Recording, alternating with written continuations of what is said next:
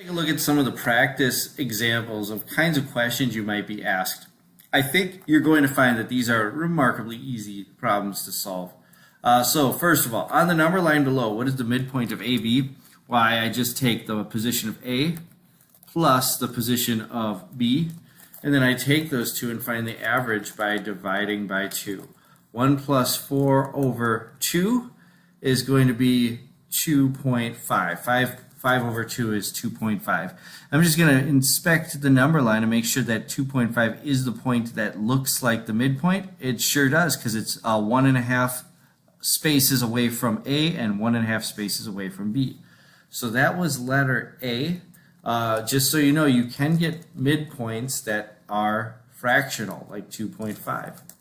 All right, determine the coordinates of the midpoint M for AB, segment AB, connecting A at 5, 1 and B at 3, 7. Well, let's do the X first. All I'm going to do is add my two X coordinates, 5 plus 3 divided by 2. That gives me 5 plus 3 is 8, divided by 2 is 4. Then I'm going to do the Y coordinate. The Y coordinate is 1 plus 7 divided by 2. 1 plus 7 is 8 also. So I get 4 for both the X and the Y coordinate. That means that my answer is going to be 4, 4. All right, letter C. Determine the midpoint of the segment connecting -3, 2 and 4, 2. The only difference here is I have a negative number, and I have to treat it like I treat a negative number. So let's see what happens. My X coordinate is going to be at -3 plus 4 divided by 2. -3 plus 4 is 1 divided by 2. Well, that's going to be 0.5.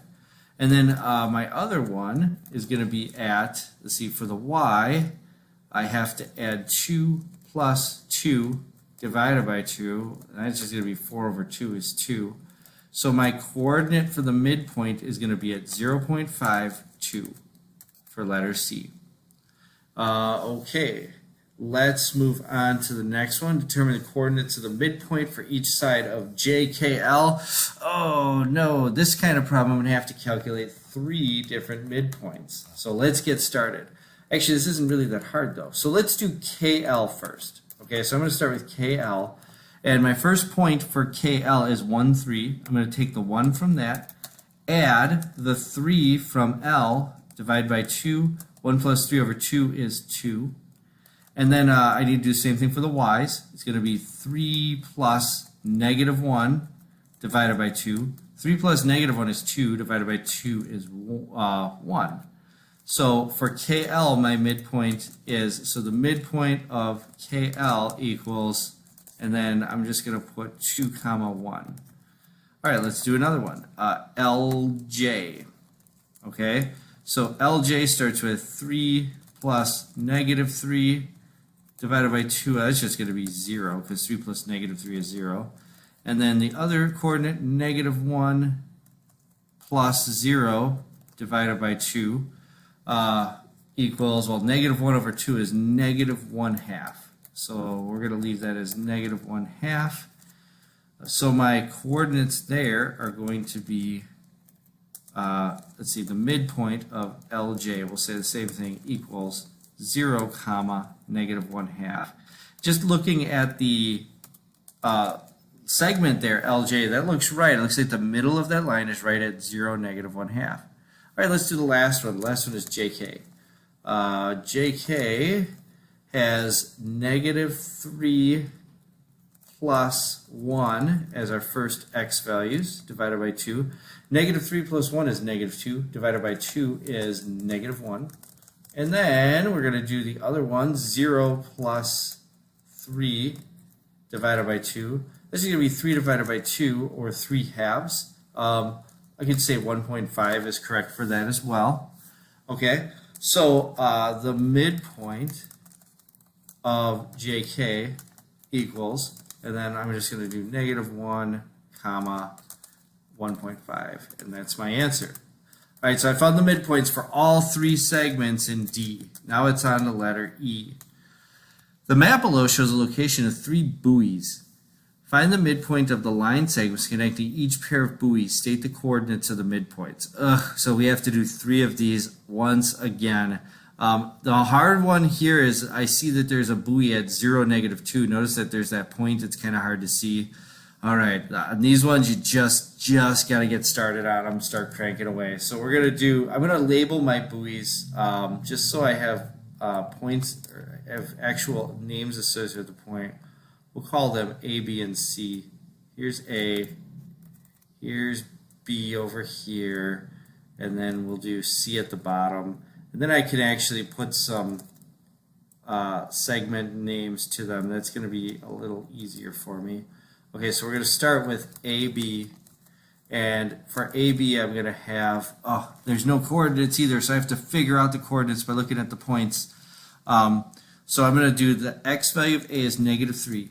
The x value of B is 4. -3 plus 4 is 1, divided by 2 is going to be 0.5.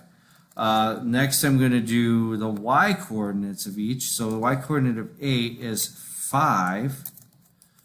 The y coordinate of B is 3. 5 plus 3 is 8, divided by 2 is 4.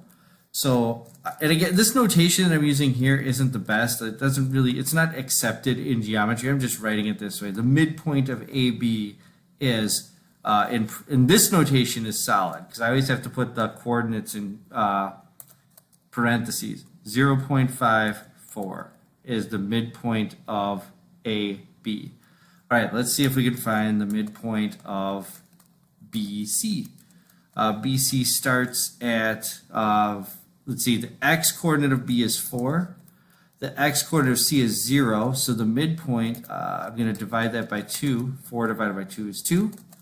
Then let's do the y values. The y value of B is 3.